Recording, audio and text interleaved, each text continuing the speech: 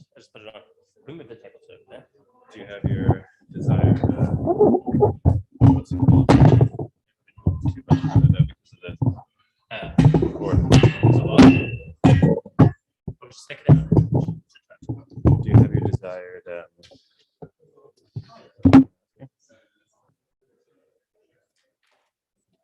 desired height of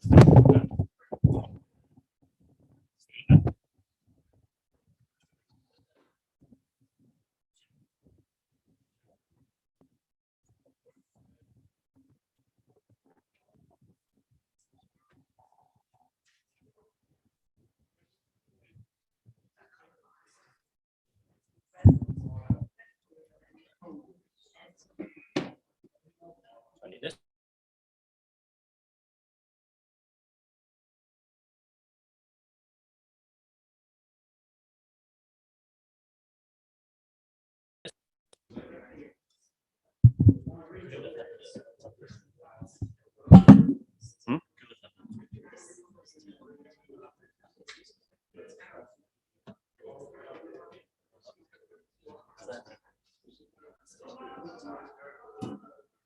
Yeah, great. Yeah. Yeah. Should I stop it so that we are you just happy with it? Well,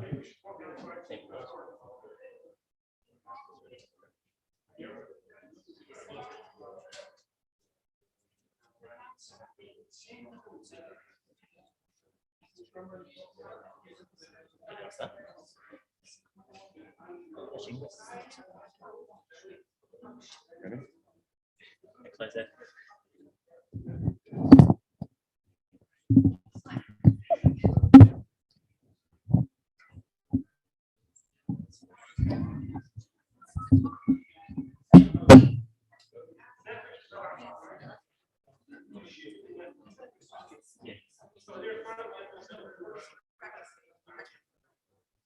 Well, welcome.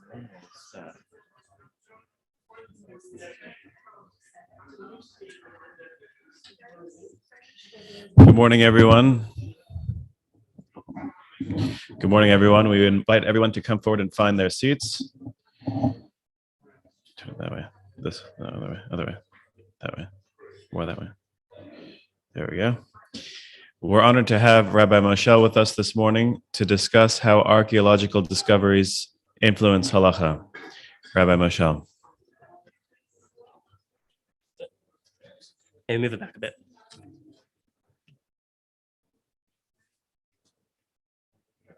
Okay. Can you put on the main view? So.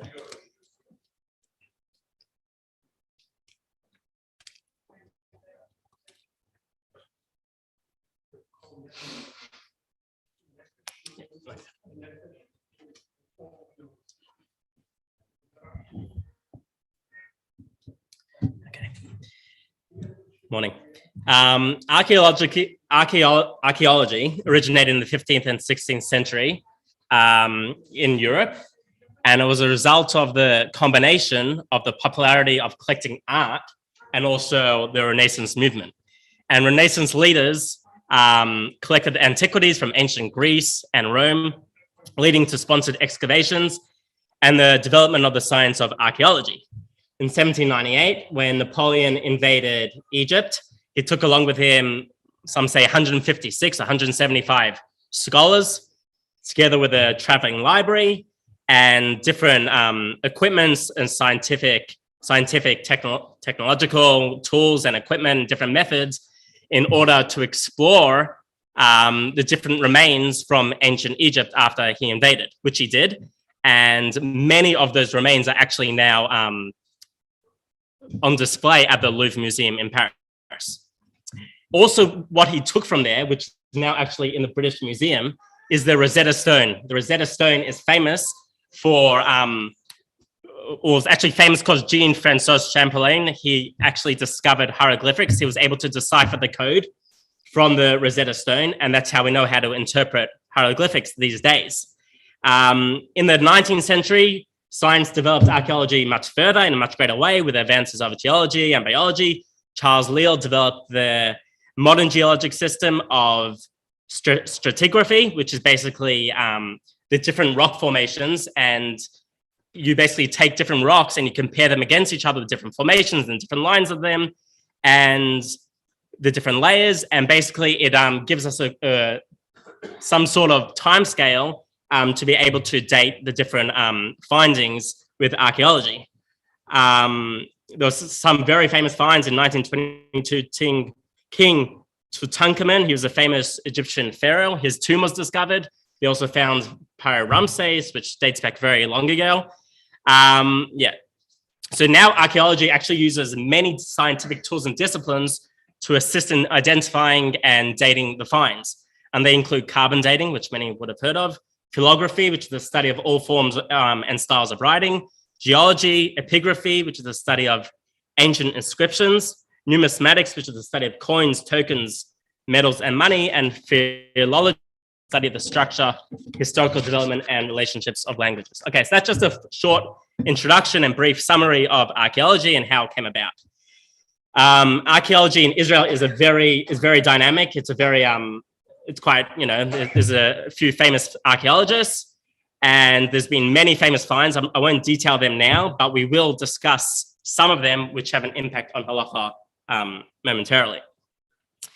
Now, what I first want to do is we want to trace us back to the times of the Gemara and the Mishnah, where different archaeological finds were quoted in the Gemara, and we'll see how the Chacham actually interpreted them, and did they actually use them as evidence or as a good evidence to perhaps even impact the halacha based on those finds. And we'll go through four classic cases.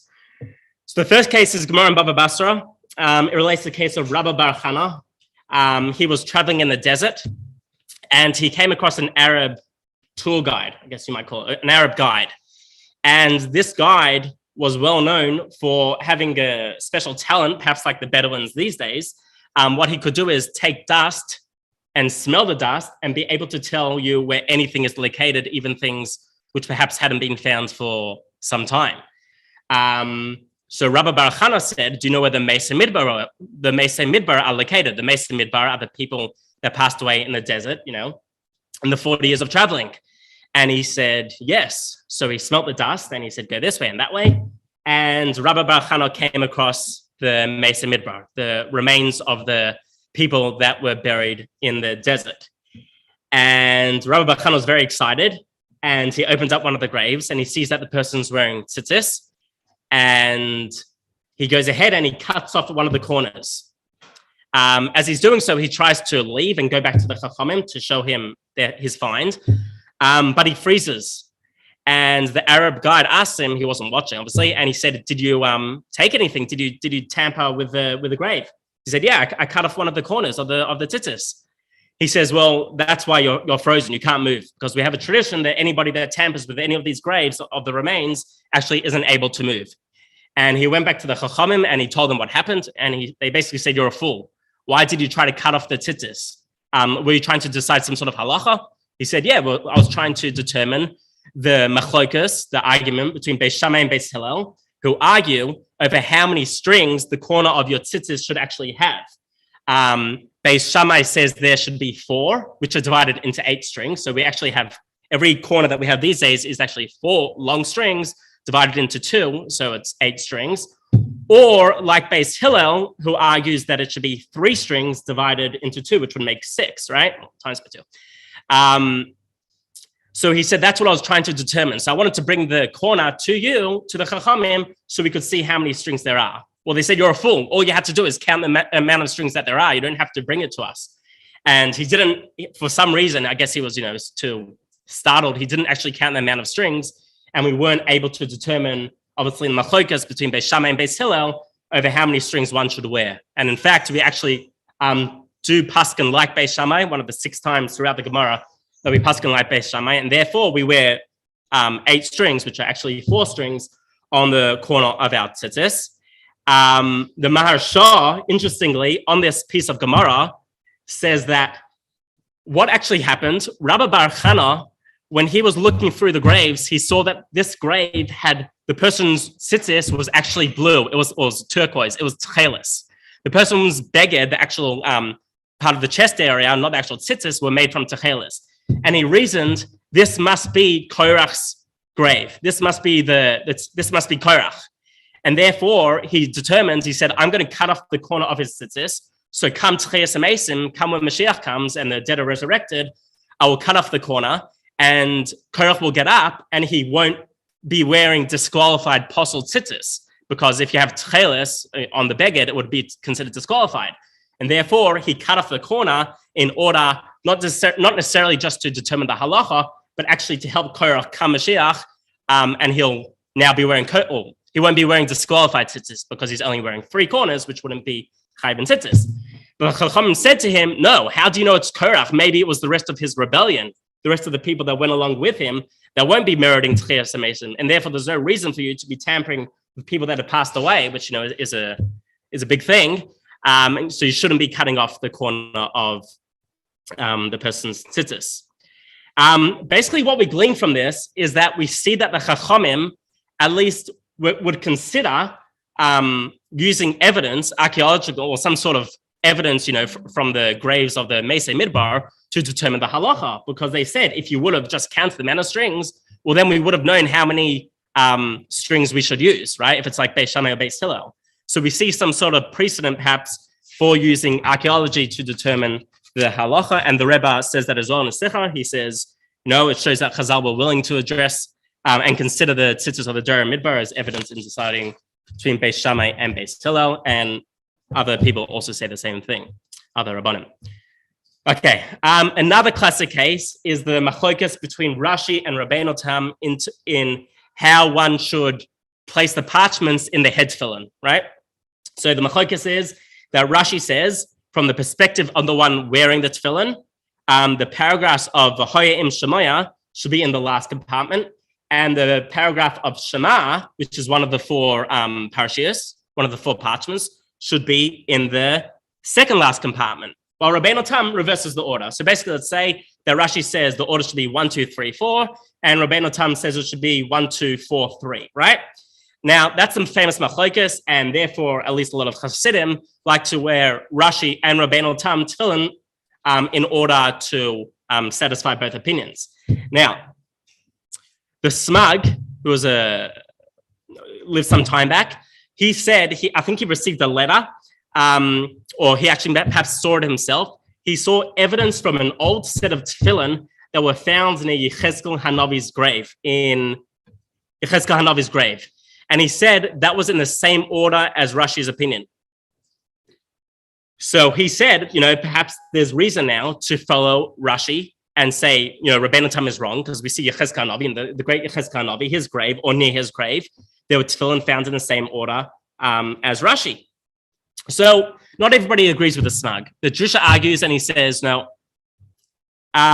this doesn't necessarily disprove Rabbeinu Tam's opinion, since perhaps they were buried because they were disqualified, because they're posel. So the only reason why they're buried is because they're posel. So that wouldn't actually follow Rashi's opinion. Perhaps we go like Rabbeinu Tam, because the only reason why they were buried is because, so to speak, Rashi's opinion was incorrect. But the Bach argues and he says, no, if the parchments were considered to be in the wrong order, all you would have to do is just rearrange them. It's not so complicated to just take out the parchments, put them into the correct order, so there's no proof. Another issue with the Smug's argument is that more recently, the Dead Sea Scrolls, which were found I think they started being discovered in 1946, over 10 years, and even more recently, just this year, they found more discoveries there at the Dead Sea. We'll get more to that later. There were digs found, and they found tefillin, both of Rashi and of Rabbeinu Tam. So how are you going to prove otherwise? Obviously, perhaps the argument even predates Rashi and Rabbeinu Tam. Just Rashi and Rabbeinu Tam had the same machlokas, but the argument actually predated them. And so we're not going to be making decisions. Okay. And if you actually look online, you can see unfortunately, PowerPoint's not working. You can see the tefillin that they found. They're really, really small, like minuscule tefillin. Okay. Now, a third classic case.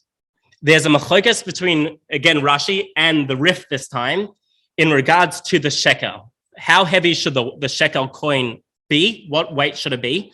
The Rashi says that the shekel should be a 1/6 lighter than that of the Rif.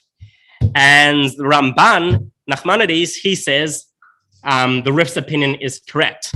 However, he traveled to, I think he made Aliyah to Israel, and he arrived in Akko. And in Akko, the Samaritans there showed him ancient coins that they found. And they said, inscribed in it, because it was written in Ivri, which the Rambam couldn't read. The Ramban was a different language, not Hebrew, Ivri.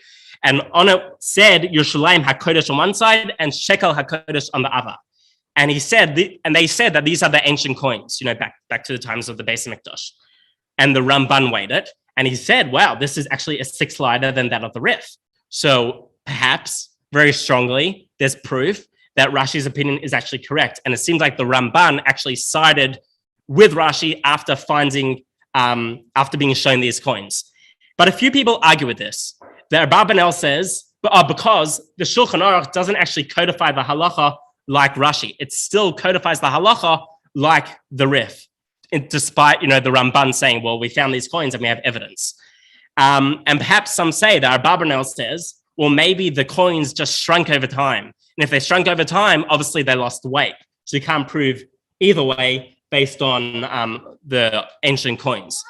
And the Tashbeit says that the Samaritans aren't considered trustworthy.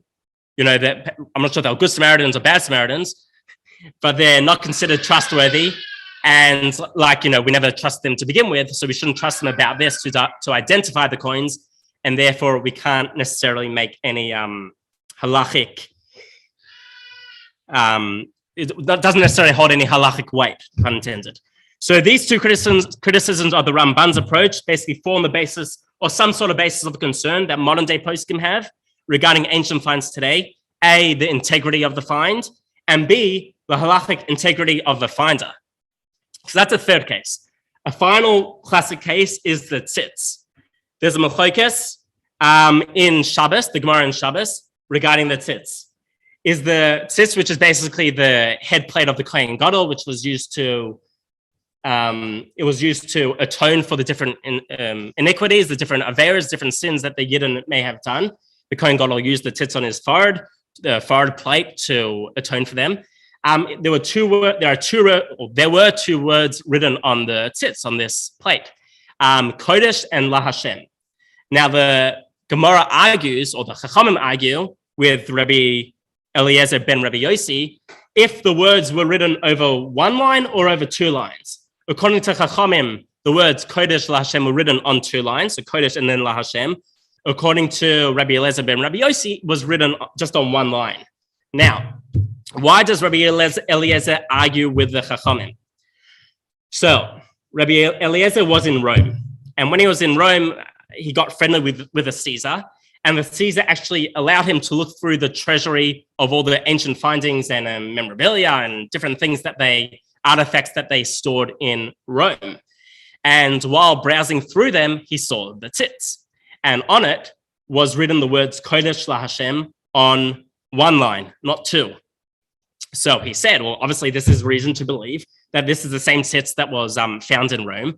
And actually some of Farshim say that the tzitz and menorah were brought back from the Beis Hamikdash by the Romans and is stored in Rome.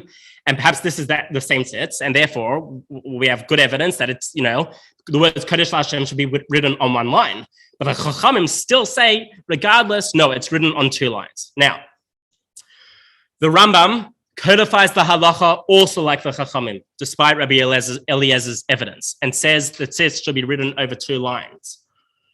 But he says sometimes it can be that the tzitz can be written on one line. Now, the Rebbe discusses this in a secha, and he addressed this, like it's quite mystifying what's actually happening. I mean, if the tzitz was seemingly written on one line, Rabbi Eliezer, he has credible testimony. He was highly regarded, a great, Tana. So obviously his testimony is very well regarded. So why don't we, why didn't the Chachamim believe him? So the Meiri explains, he says that the Chachamim had such a strong Mesorah, such a strong tradition dating back, that was passed down to them, that the tzitz was written on two lines, that even though Rabbi Eliezer, and we respect you say that the tzitz was written on one line, regardless, we say it's written on two lines based on our Mesorah, based on our strong tradition. And therefore, they still said the halacha is that it should be written on two lines. Now, the Rebbe tries to explain and understand, well, what was Rabbi Eliezer seeing? If he's seeing the tzitz, it's written on one line. Who cares about the Masorah? So the Rebbe says different answers, but one of them, he says that perhaps it was an inaccurate replica of the tzitz in Rome, and therefore it was written on one line. Or he says, sometimes it may be written on one line. For a very short period, perhaps the tzitz was written on one line. And that's why actually the Rambam says, it seems like it's a Bedi Evid kind of, last resort, or sometimes Rabbi Eliezer's opinion is correct that it can be written on one line, because perhaps it was for a short amount of time, it was written on one line and made that way in the Beis Mikdash. The Rebbe also brings in the Sikha, he talks about the menorah, that famously on the arch of Titus in Rome, the menorah is engraved on the arch and it's rounded, not straight or diagonal, right? The branches of the menorah. And the Rebbe takes issue with this, that it's been depicted as being round, because Rashi, when he explains the Gemara in regards to the menorah, he says, from the middle branch, there are diagonal branches protruding upwards out of the middle branch. And the Rambam, when he draws he actually draws the menorah, he also draws it as a diagonal straight lines, not as curved round lines. So therefore, how could it be that the menorah in Rome, which seemingly they would have copied the real menorah that they took from the Beis Mikdash, was shown as being round? And the Rebbe basically says a number of different answers. Some of them are that basically the menorah was considered a very valuable object in those days. So there could have been many different types of menorahs other than the ones in the Beis Mikdash. And therefore, just because it's round doesn't necessarily mean that it's from the Beis Mikdash. And the Romans were also idolaters. And that proof for that is that there's actually, if you look at the photo, there's a dragon on the menorah. And the Rebbe says that's actually considered an idol. Didn't know that. Dragon is considered an idol. So obviously, it's not necessarily an accurate depiction of how the menorah was made in the Beis Hamikdash. The Rebbe concludes that even these days, he said the Rebbe is trying to bring out the point of how strong a Masorah is. That even though Rabbi Eliezer, he saw the tzitz and perhaps we have the menorah, but he's trying to show how strong a Masorah is, how strong tradition is, that regardless of visual testimony, not necessarily will the halacha accord that way, even though you see it. And more recently, the Rebbe says, well, we have the Dead Sea Scrolls. In the 1940s and 50s, the Dead Sea Scrolls were discovered. And if you look at the different scrolls there of the Tefillin and of the Torah, I think in the Torah, they actually have the Aseret Dibros written at the end of it. And there's different letters added and letters missing from the Sefer Torah. And the Rebbe basically says, well, there's no proof that this is legitimate scrolls, because perhaps the reason why they were buried is because they were disqualified. We know that if a Torah becomes possible, you bury it, or we don't actually know who actually wrote the Sefer Torah, so you can't bring proof based on the Dead Sea Scrolls. Okay, and we see that those Russian Rabbinic Tantfil, so there's nothing there. Okay, now we're going to move on to limitations with modern archaeological, or the science of archaeology, and then we'll move on to how that actually comes and plays out halachically these days in different instances and examples. So I'm going to run through about 10 different issues with modern archaeology. The first one is that most of the archaeological record actually hasn't been found. Some scientists put it at 95%, that only a very small proportion of the finds have actually been found. So therefore, any conclusions that are made based on what has been found are tentative at best. Maybe there'll be new discoveries which will contradict, like, the Rebbe was kind of saying, and other people, which will contradict the discoveries that have already been found. Secondly, kind of like as a side point on this, every generation, every 20 or 30 years, there are new technologies being discovered and different methods used to date and even just find different artifacts. And often these technologies and methods and datings actually contradict the previous generations. So how do you know? You might make a conclusion, that it's this and this old, the different artifact, and it may have a halachic implication or ramification. But how do you know in 20 or 30 years, the scientists, the archaeologists won't develop a new technology, which will perhaps counter and contradict the one that we have these days, even in 30 years. So you can't really bring proof based on the methods even these days, even though how far advanced we are in technology. An even stronger limitation is that archaeologists like to make conclusions based on the fact that they haven't discovered certain things or that perpetuated biblical sites were nowhere to be found. Halacha doesn't agree with this approach, based on the idea that lo re'ino eino ro'eh, which basically translates as absence of evidence, doesn't mean evidence of absence. Just because you didn't find something doesn't prove that it didn't exist or didn't happen. Maybe you're looking in the wrong place. So in prominent headlines, these days might say that certain biblical events didn't happen because archaeological evidence hasn't been found. That doesn't hold much weight. For example, they try to say that Beersheba didn't exist, what it talks about in the Torah, the town of Beersheba. Well, if you look at the text properly, it doesn't actually say Beersheba was a town. It was a location within Eretz Yisrael. It wasn't actually a physical town. So the archaeologists were wrong on that. These days, over the past 100 years, they've been trying to find Noach's Teva on Mount Ararat in Turkey. Different people have said that they've discovered it. Some people, a lot of people dispute it. Well, you can't necessarily make conclusions based on not having found Noach's Teva, because maybe they just got the wrong location or just, the wood disintegrated. Another key archaeological sites aren't able to be excavated for technical reasons. That could be because just physically people live above them and you're not going to relocate them to dig under them.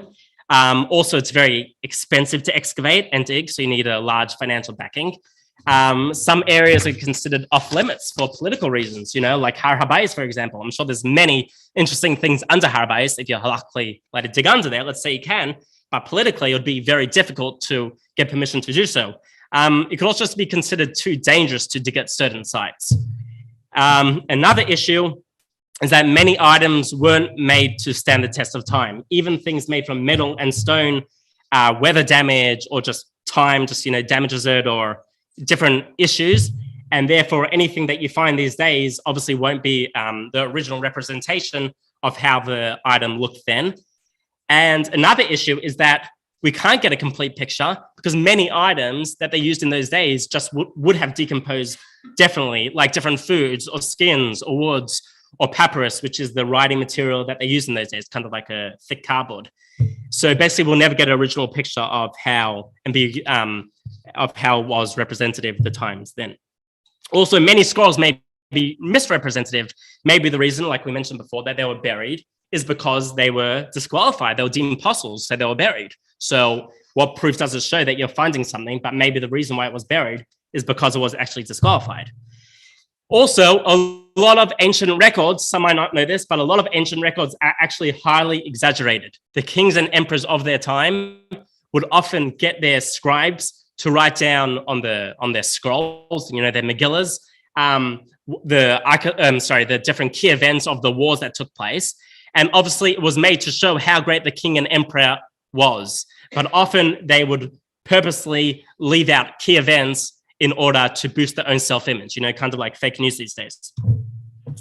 One more issue is that archaeological finds are very much dependent on the interpretation of what they represent. And so therefore they're very much based on the archaeologists themselves and their different agendas that they carry. And many archaeologists, especially with biblical findings, may be anti-religious. So they'll find it, they'll think it's incredible, but they'll use their own agendas and they'll bend facts perhaps to suit them. An example is the conclusion of some archaeologists that the Battle of Ai, which is described in Sefer Yeshua, they said it didn't occur based on the fact that they proved, so to speak, they showed that the city of Ai wasn't inhabited at the time of Yeshua entering Eretz Yisrael. However, more recently, Rabbi Yoel ben Nun, it's funny, his name's like Yeshua ben Nun, he's an archaeologist. He says, no, these scientists, they actually dug up the wrong place. So it might be true that there's no remains of and proof from this place, but the wrong place that was talking about in Yehoshua. And he said, this is where I believe the Ai actually is, that's mentioned in Yehoshua. And there is proof that, and the evidence was yielded that it was in fact inhabited during the time of Yehoshua's conquest. So we see you can't necessarily trust the archaeologists, for whatever reason. One last thing is that archaeologists looking to date human bones would likely compare them to pottery found in the same time period as the findings. So if the archaeologist determines that the pottery was from the Canaanite period, which is basically before Avram Avinu's arrival to Canaan, they would say that the bones are from non-Jewish remains. So this could actually have halachic ramifications. So the question is, to what extent do we actually trust professional archaeologists, Jewish or not Jewish, their assertions and conclusions? Okay, so now to modern day halachic issues with findings. So this is going to be about the Chazon Ish and Beit Shean. So the Gemara in Chulin records and states that according to Rabbi Yehuda Hanassi, Rebbe, the author of the Mishnah, the town of Beit Shean is actually exempt from taking Truma and Maisa, at least rabbinically, at least Mitzrabanan.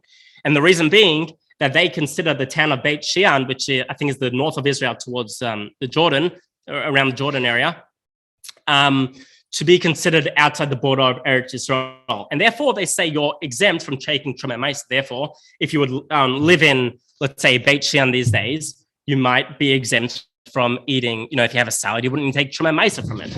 Now, in the 1920s, the University of Pennsylvania carried out excavations of modern-day Beit Shean, and they said they found ancient Egyptian artifacts, and they claimed that this is the same Beit Shean which is mentioned in Tanakh. And therefore, they asked actually the Chazon Ish, or different Rabbanim asked the Chazon Ish, or the residents of Beit Shean asked the Chazon Ish, are we chayev to take Truma and Meiser or not, based on the fact, basically, are we exempt from taking Truma and Meiser based on the fact that these archaeologists say that this is the same Beit Shean as the times of Tanakh, of the ancient Beit Shean, or Beit Shean. And the Chazon Ish said, no, you are fully obligated to take Truma and Meiser. And to quote him, he said basically that any associations of modern day Beit Shean with the ancient city of Beit Shean are mere conjectures, and there is no solid proof that it's the same location where the original city with the same name was. And this is his quote. He says, I'm not acquainted with the endeavor of excavations and studies of antiquities, and I oppose this enterprise because of the many uncertainties involved. It should be noted that about 30 years after his passing, Beit Shean was actually excavated much more extensively by the Hebrew University in the 1980s, I believe. And there is much ample evidence that it is the same Beit Shean as back in those days. We obviously don't know what the Chazon Ish would say. One of the things that they found was a very large floor mosaic, which actually detailed the halachas of Trumas and Maisa for the town of Beit Shean. And it also gave a geographical location of their town. So it seems like there's very good evidence that it's the same. Okay. Another point, a bit dating back a bit further in time to the early 1900s, when Rav Yitzchak Avram Kook was the chief rabbi of Israel, the first one. He was approached with an issue that there was basically Purim is generally celebrated throughout the world on the 14th of Adar. In Australia, it's celebrated on the 14th of Adar. But if the city that you're celebrating Purim in was walled, had a wall around it, surrounded by a wall in the times of Yeshua ben Nun, we actually read the Megillah on the 15th. The only city that's definitely known to be walled from the times of Yeshua ben Nun these days is Jerusalem, and therefore the Megillah would be read on the 15th. Now, certain people came to Rav Kook and they asked him, they said, the Arabs say that a certain town, doesn't say what the name is, has the same town as the town in the times of Yeshua ben Nun. And since it was walled in the times of Yeshua ben Nun, should we actually keep Purim on the 15th and therefore read the Megillah on the 15th and not necessarily the 14th? And he replied that basically, that although he was basically open to the science of archaeology, he was unwilling to rule in Halacha that Megillah can be read on the 15th. And basically, it's because since we have a chazaka, basically a status quo, that the majority of cities in times of Yeshua ben Nun were not walled. Therefore, we actually have to have some sort of suffix, some sort of doubt that this city is walled. And just by Arabs saying that it's the same name, that doesn't help us. And he basically writes a letter, I'll quote it quickly. He says, I do not find the evidence you have sent me is sufficient to establish these places as having been surrounded by walls during the period of Yeshua. The evidence does not even rise to the level of doubt, since it must overcome the Rambam's observation that the Rov, the majority of cities of the world, were not surrounded by walls during the time of Yeshua. This entire enterprise of Eretz Yisrael scholarship is filled with guesswork, he says. Although this endeavor is worthy of respect and warm admiration for the scholars involved in the study, due to our love of holy Torah matters, one nonetheless cannot make halachic decisions based on the Arab names of a specific area. Nevertheless, if you have any fundamental doubts or insights regarding any of the new settlements, kindly inform me of them, and later I will express my views on this matter. So we see that perhaps Rav Kook was open to, allowing perhaps in the future, if you would have stronger evidence of cities being the same as the time of Yeshua ben Nun. In fact, more recently in Lod and certain other cities, there's been ample evidence showing that it's the same town of Lod, which was walled in the times of Yeshua ben Nun. And therefore, many poskim say that in addition to reading on the 14th, the Megillah, you should actually read the Megillah on the 15th, albeit without a bracha, because it's still a doubt. We don't know for sure. But you should definitely read the Megillah on the 15th. Many poskim say, if you're living in Lod and a few other cities in Eretz Yisrael, which were walled in the times of Yeshua ben Nun, even if they're not walled nowadays. Okay. One more case these days is the mezuzah controversy. There's a machlokes in the Gemara Menachos where the Gemara rules that a mezuzah placed like a doorbolt, or some say means like the way a carpenter would, is not valid. And Rashi and Rabbeinu Tam and Tosfos actually argue, what does it mean like a doorbolt? So Rashi says this means that if it's horizontal, if the mezuzah is placed horizontally, that's considered possible. It's disqualified. But if it's placed vertically, it's fine. Rabbeinu Tam and Tosfos says, no. It means if it's placed vertically, but if it's placed horizontally, it's okay. So classic Jewish argument. But the Shulchan Aruch actually accords, and the Sephardim, I believe, do this these days. They actually place the mezuzah vertically. If you walk into a Sephardi home, you'll see often that the mezuzah is actually placed vertically and not diagonally. But the Ramah on this halacha says the minhag, the accepted minhag, is to place the mezuzah horizontally, diagonally on a slant, and that's how we do it these days. I think the reason why the bima is actually on an angle is for the same reason. Many people, well, at least in Chabad circles, we have the bima on an angle. I also believe that in certain, maybe in Munkach or Belz or one of the Hasidim, they actually place the Sefer Torah in the Aron HaKodesh on an angle for the same reason, on a diagonal. Now, the question is that every single piece of evidence of old Jewish homes, ancient homes in the ruins and whatever it may be, show the doorway to be with the notches either placed vertically or diagonally, not horizontally. That every single home yet today that's been found from ancient remains shows the notches to be vertically or perhaps diagonally, but definitely not horizontally. Now, does this mean that all our mezuzahs should be placed vertically? Because none were found to be like Rabbeinu Tam's opinion. And perhaps do these findings disprove his opinion? So the answer is no, for a few reasons. A, it's true that no mezuzah placements have been found to be horizontal, have shown to be horizontal. That maybe in the future, you will find different, perhaps in the future we'll find different means of evidence that it was found to be horizontal, right? Secondly, the accepted minhag is perhaps considered like a Masorah, like a strong tradition, like we mentioned by the Chachamim back in the Gemara. And therefore, for the Ashkenazim to place their mezuzahs diagonally. So who are we to decide, no, now it should be just vertically, not diagonally. And thirdly, perhaps the fact that many mezuzahs were found slanted shows that there was always a machlokes, perhaps even predating Rashi and Rabbeinu Tam in regards to how the mezuzah should be placed. Kind of like, tefillin, perhaps that predated, like we see the Dead Sea Scrolls. So therefore, there's no reason for us to change and make everybody, even the Ashkenazim's mezuzahs, vertically vertical. So that's that. There are a lot of other evidence that's been, that comes up halachically, perhaps, about I'm not going to address it now, but about the letter tzadik, how it should be written. Non-Ashkenazim write it a certain way, and Ashkenazim, I think, write it a certain way, but whereas Hasidim and certain other people write the tzadik in the Sefer Torah a different way. And evidence was found to be actually not like our tzaddik. So what should we do? So in the 1970s, a report, there was a reply to these non-Hasidim who said, the tzaddik should be written like this. And therefore, when you're reading Parashat Zachor in the Sefer Torah, you should only read it from a tzaddik that's written a certain way, not another way, rounded or not square. So apparently, in the run, his Sefer Torah was found and it was written like our Sefer Torah, like the Hasidim. Also, the tchelis is a big issue. We won't address today. It's quite, it's controversial if you should wear tchelis or not. The Rozdina Rebbe says, we found the tchelis. Just shortly, the Rebbe says, well, certain people say there's no Masorah to show that this is the tchelis, and the Rebbe says, based on the Rizal, that, there's no Masorah, and not until Mashiach comes will we have the tchelis.